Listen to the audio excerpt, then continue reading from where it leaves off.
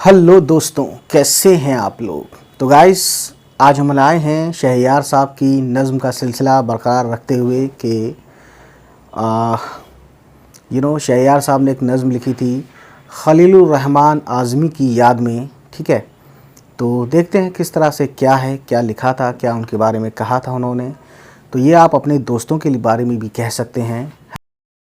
नज़्म कुछ यूँ है कि धूल में लिपटे चेहरे वाला मेरा साया,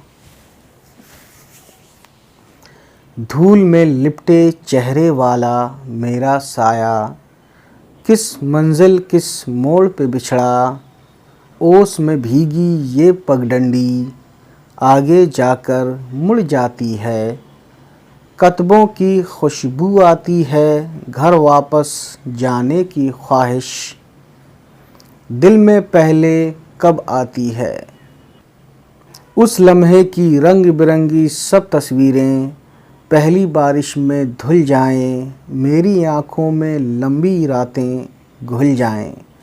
तो इस तरीके से कुछ कहा था उन्होंने खलीलुर रहमान आज़मी साहब के बारे में। तो ये थी आज की वीडियो। तो नेक्स्ट टाइम हम अगली नज़्म लेके आएंगे। तब तक खुश रहें, आबाद रहें। बाय बाय, टेक केयर, खुदा हाफिज़।